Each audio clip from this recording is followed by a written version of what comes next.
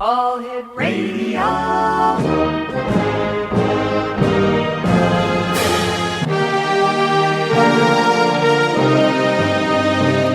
Welcome to the X Zone, a place where fact is fiction and fiction is reality. Now, here's your host, Rob McConnell.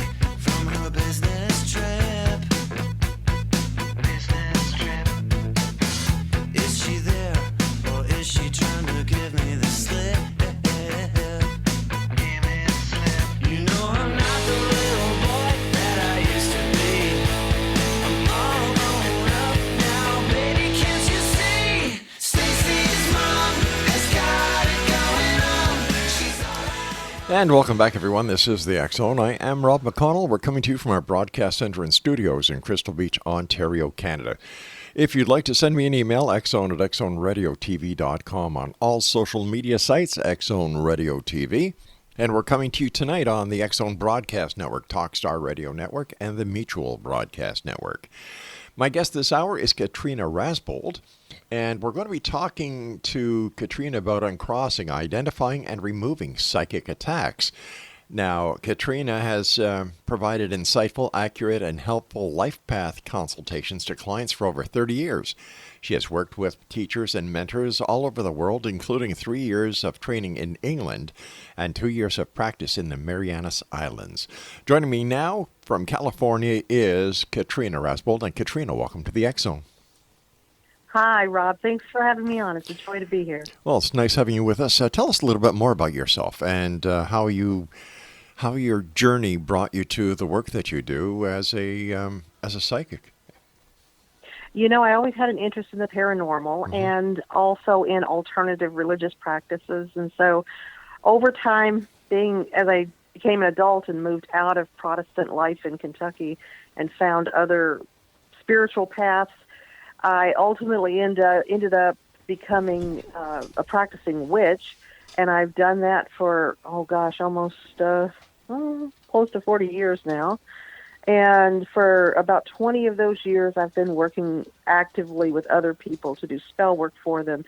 And in the last 10 years, have been actively cleansing people and removing curses, crosses, entities, and things like that from folks.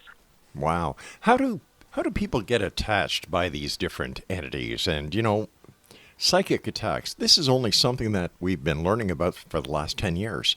Tell us more about it. Well, I recently was asked to describe what a psychic attack is, and it's a very broad umbrella.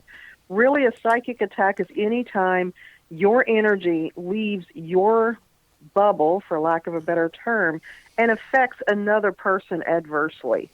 So this could be something as aggressive as stir the cauldron, poke the doll, and actively curse somebody, or simply sending massive amounts of negativity in their direction, so that their spirit, their energetic force responds to the intrusion of this energy. Now, your latest book is entitled Uncrossing, which implies that there is a crossing. A crossing to where? When we think about a crossing, it's similar to a psychic attack. It's a form of psychic attack. And a crossing is really the most common thing we're going to run across, and that is when people cause misfortune for other people by subjecting them to large amounts of negativity. A good example of that is road rage, or living with a person who's extremely negative or emotionally abusive. Those toxicities begin to have an effect on the people around them, and we call that a crossing. So what's the difference between crossings, hexes, curses, and we've already talked about psychic attacks. So are these all negative how can I best describe them? Negative energy that is bestowed on someone? That's my experience with it. Other people who are healers might have their own experience, but for me, what it means is that the psychic attack is an umbrella, and we have a lot of different levels and types of psychic attacks that come under that umbrella. So the lowest, I would say, is the crossing. That's something that's usually not intentional as far as intending to curse a person or psychically harm them. It's not innocent by any means, because it's usually a person who has lost control in some way, all the way up to the active curses. A hex is a little bit more personal. A hex is I'm going to create an energetic experience on purpose that's going to harm you. Curses tend to get very elaborate. They can be family curses that go down generational bloodlines, or they can be just really extensive curses that are intended to harm someone outside of even 2 or 3 days and further into their lifetime. So if I'm driving along and somebody cuts me off, let's say road rage, and I say, "Damn you!" Could I be cursing the guy, hexing him? Absolutely. Oh yeah, boy, you did it. Good job. Uh-oh. So what's happened? I mean, think about the person ahead. You were maybe in their blind spot. They didn't see you there. They're in a hurry. They're focused on work. They're not paying attention. They cut you off. You're like, damn it. And you hurl this huge wad of negative energy right at them. And you don't even remember it 10 minutes later. However, that has come into their energetic field and affected them for however long, a day, a week, a month. Oh boy. We don't really give a lot of thought to what we do with our words and what we do with our energy. And the way that we can tell, for instance, that our energy affects other people is if you walk into a room where two people have been arguing. They may not be saying a word, but you can feel that there's negativity and discord there, and it affects you. You can actually feel the tension in the room, and you can cut it with a knife. Yeah. And that's what that's about, is about being in control. And that's really the true mastery, is when we are in control of what our energy is doing, where it's going, and we become the masters of using our energy as an effective tool for whatever we want it to do. So let me ask you this, Katrina. Is it possible that you can hex yourself by mistake? Some people, I would say most people, hex themselves quite a bit. Ooh, okay. And what happens there is that you create, and if we go back to the boundaries of what is a psychic attack, it's using your energy to negatively affect another person. Well, think of how often we do this to ourselves. We can talk. We use our energy, our thoughts, to talk ourselves out of good choices, to talk ourselves into bad choices. We have toxic people around us we know we shouldn't have in our arena. Right. So there's lots of ways that we actually create hardship for ourselves. And people see that as a form of cursing and look to it for, how can I put it, excuses for the state of their lives. So if my cousin comes to me and says, why are all the men I date alcoholics? I must be cursed. I can look back at her and say, you're not cursed. You're cursing yourself because you pick them all up in bars. I see. So there's a lot of logic that can be applied to the curses in order to find out where it came from, how it happened, and whether or not it's a real curse or it's just your own personal way of living. Absolutely. And we get that when you're working from a healer perspective. You're going to do a lengthy intake interview with the client so that you can see where they're coming from, what do they think is going on. At the same time, most of us have got some type of psychological therapy training, and so we're working to figure out what's going on a different level that they're not saying. And so that's where we're finding out in our minds, putting together what's actually going on. But science and psychology all have a place in witchcraft. So is there a way that we can protect ourselves so we don't inadvertently curse ourselves or curse anybody else? It all comes back to that mastery I was talking about being in control of where your energy goes. And that includes the energy that you utilize in thought every day. So really coming down to not saying things that create negative outcomes. For instance, if you drop something and you say, I am so damn clumsy, you have just affirmed that you're clumsy. And that creates, okay, the universe believes what you tell it, so you're clumsy. Congratulations. So we give ourselves horrible labels all the time. We speak negatively about ourselves all the time, and that's the most common way people curse themselves, is by using words to describe themselves and in self-talk that they would never use on someone they care about. Wow. You just never know. And my wife has a saying, if you confess it, you will possess it. So if you say you're clumsy, bang, the universe, like you said, says, all right, you're clumsy. You asked for it. Here it is.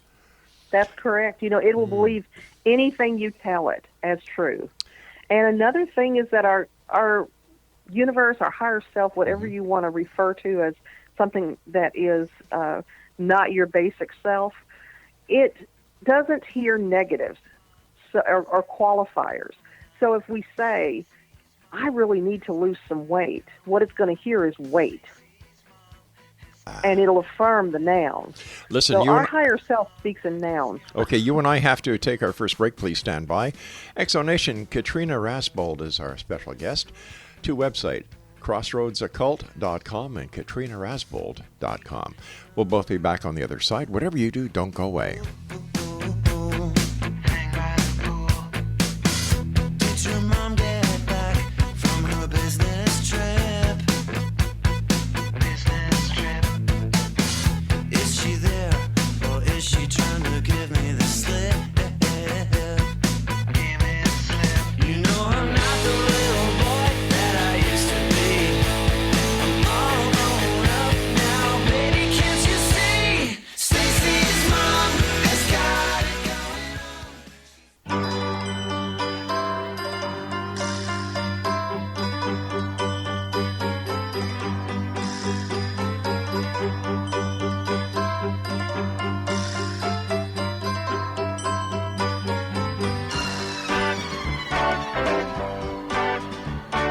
Drop your silver in my tambourine. Help a poor man build a pretty dream. Give me pennies, I'll take anything. Now listen while I play my green tambourine. Welcome back. Katrina Rasbold is our special guest this hour. And I was just thinking during the commercial break about some of the children's books because, I believe that children should be taught as much as they can to give them a better perception of life and give them an edge in life because life is very complicated these days. Should children be taught this, what you're saying about curses, hexes, in a way that they would understand? I think using different terminology, absolutely. It's part of good self-care. And I think that what happened is we went through multiple generations of times when children were not valued and they were not taught to value themselves. Yes. And I believe that self-talk and how we teach our children to have positive soundtracks going through their head is vital. I have 6 children myself that are now adults, and I can see playing out in them all the ways that I inadvertently put anxieties into them and discomfort thoughts into them. And I do wish that we had taught back then when I was raising kids better ways to interact with yourself rather than being so worried about telling little Johnny you're sorry you hit him with a truck. Yeah. One of the stories that comes to mind is Little Injun that said that thought he could. That's in my opinion, that's a very positive, inspiring book. It is. I'd like to hear him say, I can do it. Yeah. Not I think I can. Be a little more assertive, young train. Well, I guess it's better than saying I can't do it. I can't do it. I know I can't do it. I can do it. I can do it. I can do it.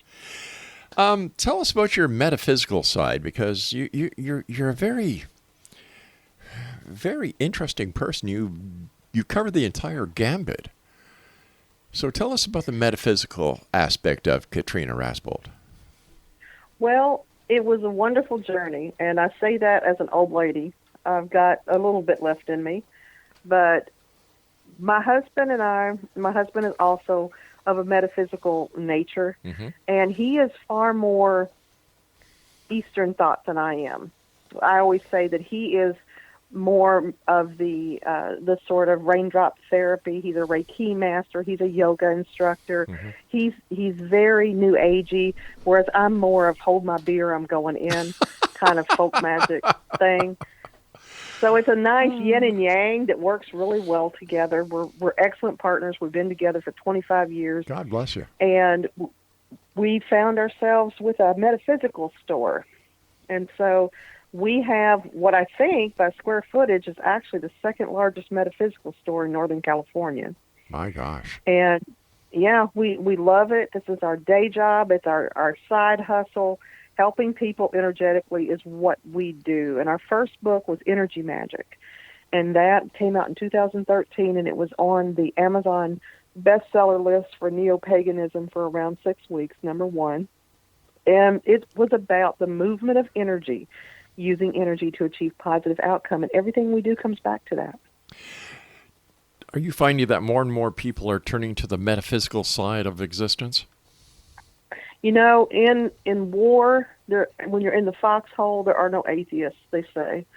And now that things are struggling and things are hard, everybody's looking for a way to manage their experience and what's happening. And not everybody is comfortable with conventional religious practices, so they're looking for something different. And some people have a cultural pull to this sort of thing, where they remember their grandma rubbing an egg on them when they were little, or they remember conjure practices that happened for them when their aunties did this or that. So people are coming back to the grassroots of magic for answers and for outcomes, mostly because it works. But we tend to be where people land when they're really in crisis. We're about the last thing on the list that they try, but they get here pretty quickly. So what can we do to let people know how to prevent hitting the bottom of the barrel, but actually take control and use what they have in order to better themselves and succeed in life? Well, Rob, you know, people absolutely kill themselves to get in their own way. They will take the roughest road they possibly can. Isn't that true? To get between point A and point B, and when really most of the time life is pretty simple. And I would love to see people paying more attention to accountability rather than working outside of themselves. Almost all the spell work that I do here, people come to me wanting me to change somebody else, change how someone else thinks, change what somebody else is doing, when really it's all about you. It's about the choices you make and being accountable for those. And I think that we would avoid a lot of rocky roads if we were just very accountable for what we bring into our lives and the choices we make. But how can you, as a practitioner, make someone else do something that they're unaware of that they're doing? For example, Joe Blow comes and says, listen, Katrina, I'd like you to get my girlfriend to love me. Isn't there a point where you, as a professional metaphysician, has to say, well, I can't do that because she's not here. She doesn't know what's going on. No, I just tell them it's going to take a whole lot of candles, because a candle, you know, spell work has for one thing, it has an expiration date. It's all going to wear off. And for another thing, it has a finite amount of energy that can be pushed at any time. It's not that there's not an infinite amount of energy out there. There is.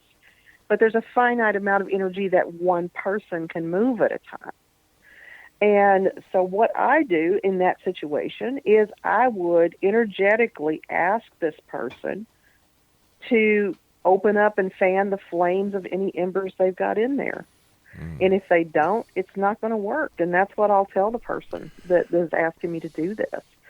And that's a really common thing, is trying to get somebody to have more feelings than what they do, rather than acknowledge that this isn't working and go out and find someone that really is on the same page that they are. I always tell my clients, you know, I can work so much better if you will just let me find the soulmate, the person that is right where you need to be and wants to be with you. No, I need this ex that's left me 4 times.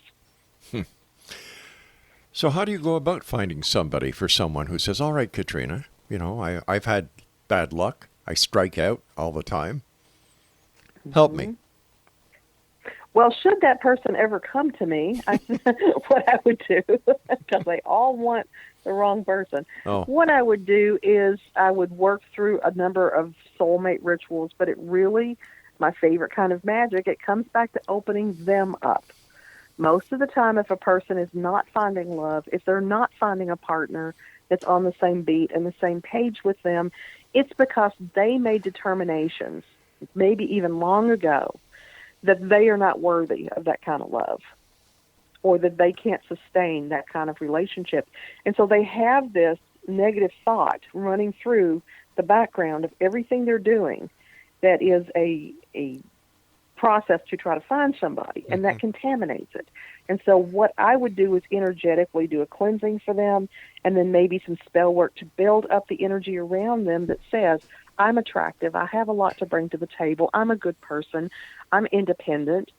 But part of that is also making sure that they are ready to take on a passenger, that they really are ready to sustain a relationship. But how much of this negativity that this person has in them, or believes they have in them, has been put into them by another person? For example, a parent who says, you'll never be good at this, you'll never be good at that, you'll never find anyone who will accept you for the way you are. Almost all of it. Really, eh? Now, there are people who will curse someone, who are they're very angry at this person. They know that vulnerability for them is being alone. And so they'll say, I'm going to do spell work and send energy toward you that puts up blocks to you having a relationship.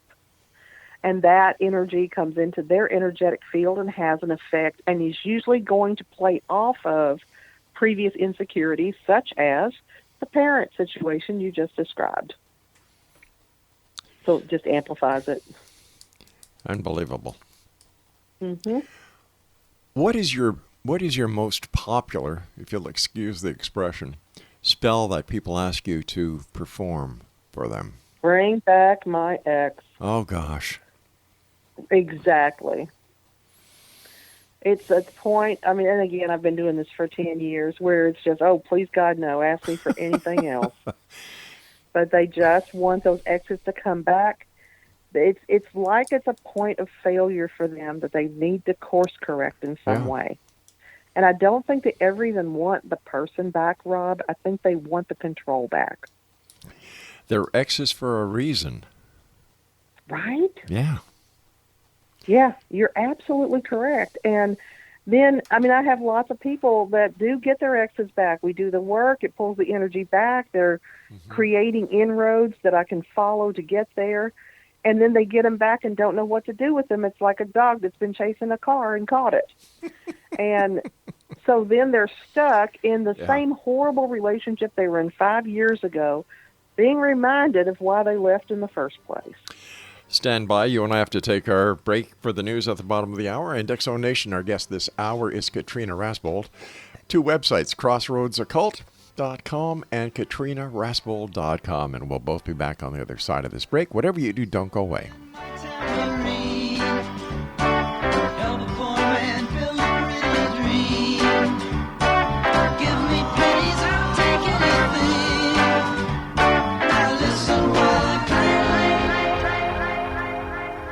Green tambourine. Watch the jingle jangle start to shine. Reflections of the music that is mine. When you toss a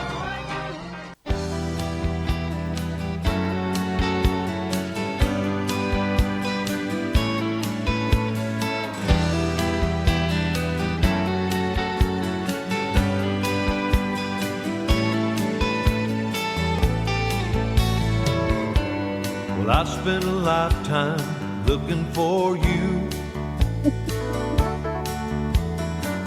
Single bars and good time lovers were never true. Playing a fool's game, hoping to win, and telling those sweet lies and losing again. I was looking for love in all the wrong places, looking for love in too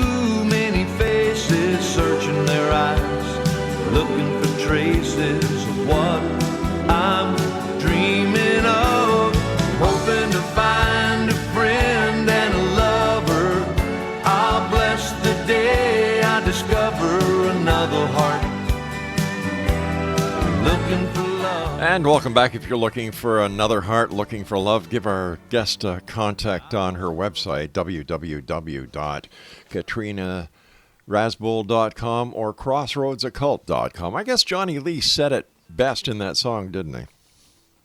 He sure did. And all the wrong places is anywhere in the past. Just keep moving forward. Like Dory, just keep swimming. Just keep swimming. That's right, eh? But Dory kept on saying, "Do I know you? Who are you?" By the way, that's one of my favorite movies of all time, Nemo. Well, my cats are named, we have shop cats here at the shop, and they're named Dory and Nemo. Oh, wow, cool. Does Dory follow Nemo, or does Nemo kind of look at Dory saying, "Why are you following me?" There's a story there. See, Nemo is this gigantic orange Maine Coon, and my husband had always wanted a big orange cat. His vocal instructor called him up and said, "Listen, I got to tell you, there's a big orange cat at the pound. You got to go there and get it." He went to outreach. We were looking for the orange cat, couldn't find the orange cat. This cat was doing circles around our legs trying to get us to take it. She led us to the big orange cat, so she was Dory. He was already named Nemo. Oh my gosh, that's a beautiful story. I believe in helping out the shelters myself. So thank you for doing that for the animals. They're big, beautiful shelter babies. They've been with us for almost 3 years. Oh my gosh, that's wonderful. How often, in your opinion, should a person get a spiritual cleansing to remove curses and crossings, even if they don't know they have them? It's really about spiritual hygiene and good self-care, and it depends on what your level of threat is. So, for instance, the average person, I would say maybe once a year, maybe once every 2 years or so, if you live a low-key life. But if you're a social worker, if you're a teacher, if you're a first responder, if you're a cop, if you're an energy worker, if you're in some position where you are around negativity all the time, if you live with a highly toxic person, you're going to need to be done more often. My associates and I, we get cleansed out at least once a week. Well, I would imagine that doing the jobs that you do and helping the people you do, you're faced with toxicity all the time. Mm-hmm. Well, we can't shield when we go into a person's energy, because if we do, we can't get our energy through to them, and we can't pull their energy into us. And so we can't really take those precautions that the average person would take to shield against energy, because we need to go into the energy. And so we are at a higher risk. People like acupuncturists and chiropractors and anybody that is releasing or moving energy through a person is at high risk. Fascinating. I read somewhere that you use an egg after cleansing. What's all that about? The egg actually is the cleansing. So the cleansing that I do is a 3-part session, and that doesn't even include the intake, which the intake itself is a form of cleansing, because a lot of times people are telling you things they haven't told anybody else. And so what we do once we establish a cleansing is needed is we'll use something like sage or juniper or sweetgrass or some sort of cleansing agent, to use smoke just to cleanse out the person's aura and get them comfortable and start the cleansing. And then we use an uncooked egg, still in the shell, and rub it on the person to draw out the impurities and the toxicities that are in there. And then we crack the egg into a jar of blessed water, cap it up, and the configuration of the egg tells us what we pulled out. So I've heard of tea leaf readers, but I've never heard of an egg reader before. It's a similar process, actually. Yeah. There are specific formations that the egg is going to take inside the water that tell us if the person is cursed, if they're crossed, if they have large traumas that they're dealing with, if they have attachments, if they've got spirit guides around them, if they've got a family curse. So really we work energetically with them when we're doing the cleansing, but it's not until we break open the egg in the jar that we really know what we were working with. So I imagine you could not do this over the internet or through Skype or through Zoom. I do that all the time. Most of my work is remote. But how do you do it with the egg remotely? When I do a remote cleansing on a person, I ask them to send me a photograph of themselves where I can see their face. Right. and it can't be your high school portrait. I need to see what you look like now. Yeah. And then I will use a proxy vessel. In my case, it's a teddy bear. And I invite the teddy bear to take on a little bit of that person's energy into them.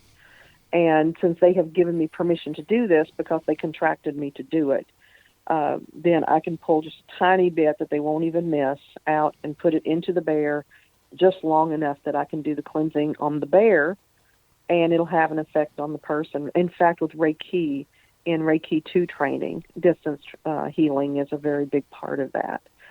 And so it's just an energetic exchange between me and the person. So you have to be very adept at energetically connecting with somebody else to be able to do distance healing. So do you keep using the same teddy bear over and over and over? Do you have to cleanse the teddy bear after? My teddy bear is named Barracuda, Mm-hmm. and he's a badass. He is absolutely fearless, and he will go in anywhere. I've been using him for about 4 years now, and I clean him out when he needs it. Usually right after the person leaves, I this is going to sound foolish, but I ask him if he's okay and does he need anything. Sometimes he just wants to be held for a little while, and it was a particularly rough one. And then I just lay him on a little piece of selenite just to let him detoxify. You don't get to have these conversations every day, Rob. You know, I do, but Oh, believe it or not, I've been doing this show for 32 years, and I've heard some rather unique things, but I've never heard of a teddy bear that's been used as a cleansing agent. well, think of all the years Mm-hmm. and all generations of people that have used tools like puppets or voodoo dolls Yeah. or effigies to represent another person in spell work. And it's a similar thing. You are effecting an energetic change through a tangible object that is attached to another person. You know, I can understand that if somebody is sitting in front of you, Mm-hmm. but I still have problems understanding how it works long distance. For example, through the telephone, via Skype, by Zoom, or any remote technique. Help me understand that. Well, when you are interacting with somebody on the phone or through Skype or Zoom, or for me, when I'm just looking at their picture, you're reading their energy. So when you're interviewing me, you're reading my energy to gauge the flow of the interview and how possibly I'm going to respond to a question that you're asking. Right. And so it's about knowing people and being able to connect well with people. And in this case, these are people who have invited me in, like a vampire, so I can go in. And it's just a skill that you develop over time. Energy doesn't necessarily conform to our corporal understanding. When we touch a table, it feels solid, but it's actually moving energy Right. when we get down to the subatomic level. And energy can move, energy can flow, energy can move from one person to another. So the way that we talked about walking into that room and knowing those people were angry or upset, Right. when does that happen? Do you have to see the person to feel that? Nope. Nope. So you just get better at broadening that radar. Gotcha. Now, when we're talking about negative energy, could this be interpreted as a negative entity? What happens with the entities, in my experience? Now, I used to do actual exorcisms. I'm way too old for that now. It's far too strenuous for me. I didn't enjoy it at all. But that was a different type of entity reaction. There you're dealing with, that's a whole other interview. Actually, it's a long conversation. Well, why don't we do this? 12 minutes. Why don't we do this? It's a different thing. Why don't we do this? I've got to take my commercial break coming up in about 20 seconds, so we'll hold on until we come back, all right? Yeah, let's hold that thought. We'll talk about the entities when we come back, if that's okay with you. That's great. Exonation, our guest this hour is Katrina Rasbold. 2 websites, crossroadsoccult.com and katrinarasbold.com. And don't forget, Exonation, if you like classic music, if you like classic rock, if you like classic talk, there's a brand new radio station that I have fallen in love with. And it's 1220 CFAJ-AM, right here in St. Catharines, Ontario. Listen to them online. People listen to them around the world at www.classic1220.am. And I'll be back on the other side with Katrina as we wrap up this hour here in the X Zone from our broadcast center and studios in Crystal Beach, Ontario, Canada.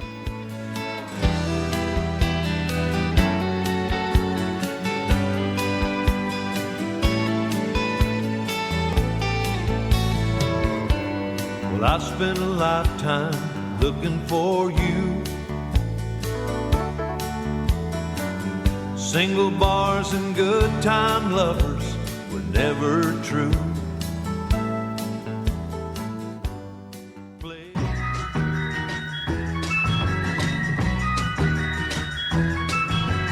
Hey there, Georgie girl, swinging down the street so fancy-free. Nobody you meet could ever see the loneliness there inside you. Hey there, Georgie girl, why do all the boys just pass you by? Could it be you just don't try, or is it the clothes you wear? You're always window shopping, but never stopping to buy. So shed those dowdy feathers and fly a little bit. Hey there. And welcome back, everyone. Katrina Rasbold is our special guest. And Katrina, first of all, I'd like to thank you so much for taking time out of your busy day to join us here on the X Zone. We appreciate what you do. Well, thank you for having me on. It's been a joy. All right, let's talk about the darker side of the existence that is out there that many people, thankfully, do not encounter. Tell us about the negative entities. It seems that when I talk to paranormal investigators, more and more are talking about demonic energy, demonic attacks, demonic possessions. Now, are these actual possessions as you yourself as a former exorcist would get involved with?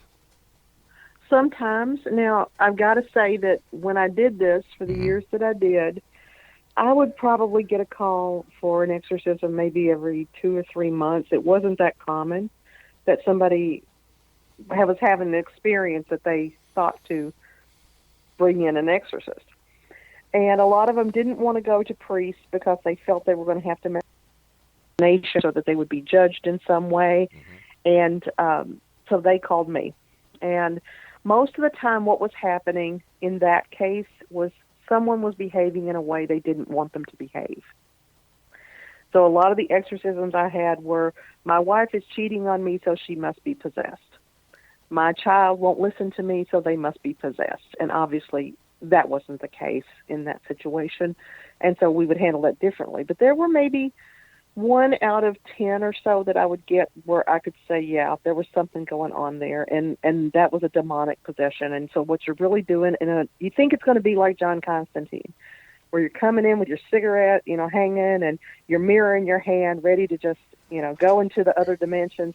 It's not like that. You're really just holding somebody, restraining them for 7-10 hours while they vomit and poop and curse at you, and and you're working to pull this thing out. It must be very strenuous on you yourself as the exorcist. It's very strenuous, and my last one was pretty rough, and I just said, I'm not doing this anymore. If it was one of the normal things where, like I said, somebody was just behaving in a way that you didn't want them to, then I would just take the person aside and say, listen, I got you. I know what's going on. I'm going to beat on this pillow. I need you to act like something's happening. I would ask to see them alone, of course, and we would feign an exorcism, and Grandma's happy. So, but I would tell them, you're going to have to get your act together because they're not liking this. So, but those were the ones that were simpler, where it really was just a behavioral issue. Sometimes I would get people that were detoxifying or coming off of really horrible drug addiction. And so they were having withdrawals, and people thought that they were possessed. And then you just look for medical assistance. Wow. So what would happen with the entity that you would take out of the person as the exorcist? What would happen to the demon? I did a lot of mirror work. to put them into mirrors and bury them or put them away in some way.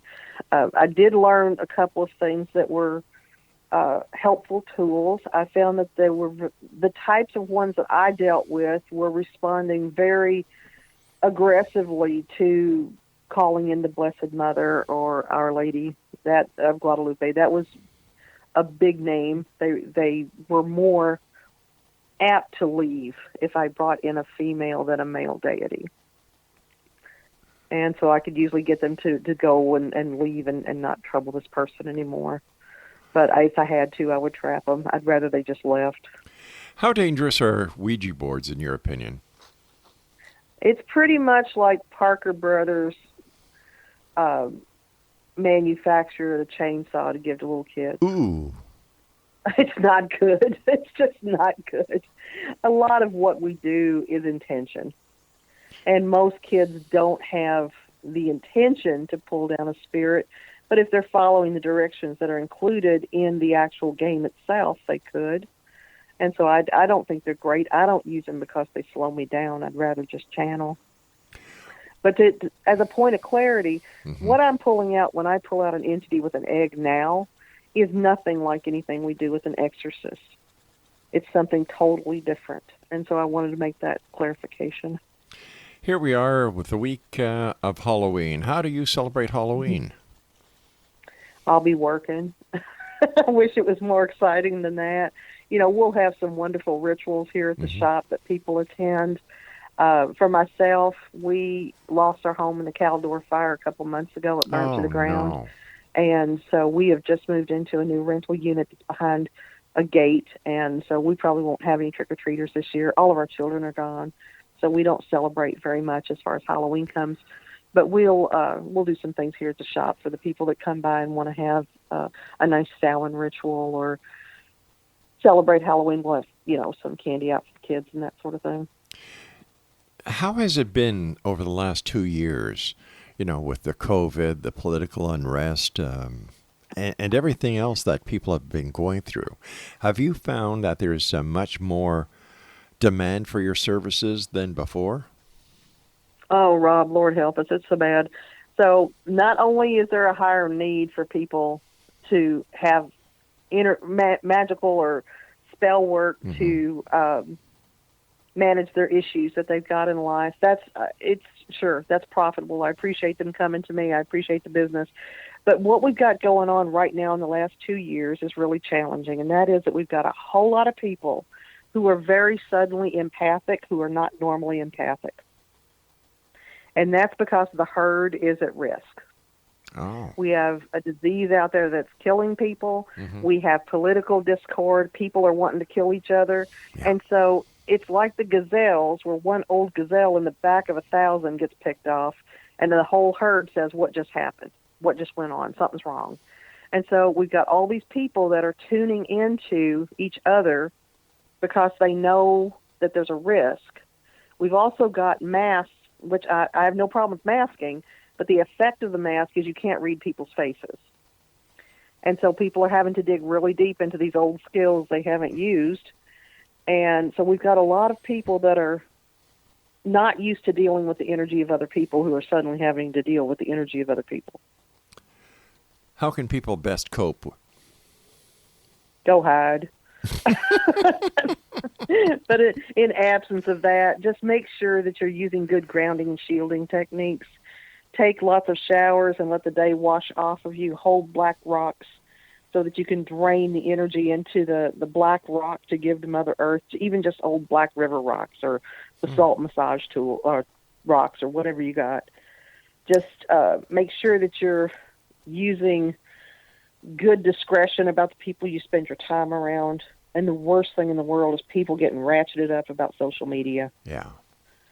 That creates so much anxiety on people. What are your final thoughts, and what would you like to share with the X-Zone Nation tonight?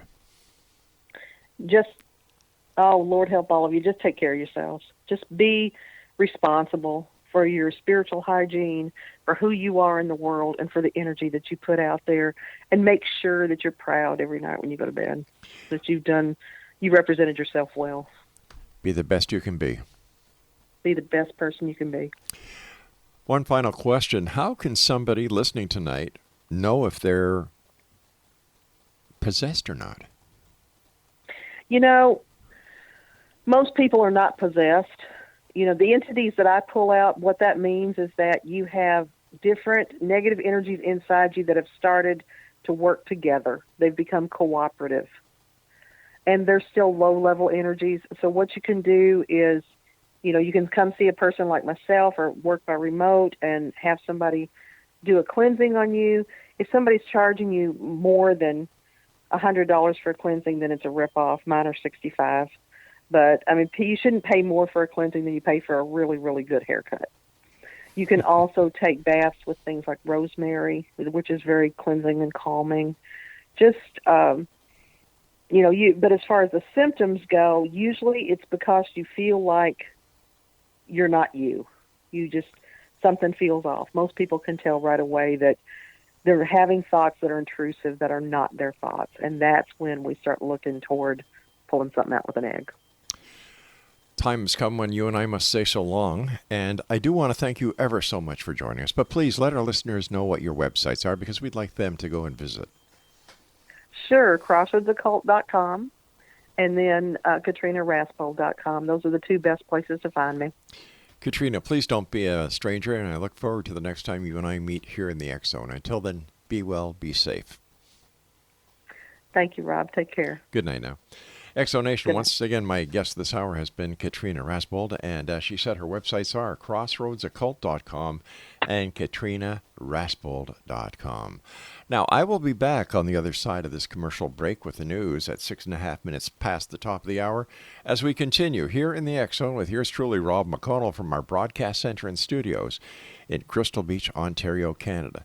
Once again, if you'd like to find out what's on the X Zone TV channel exclusive to Simul TV, visit www.simultv.com. See the loneliness there.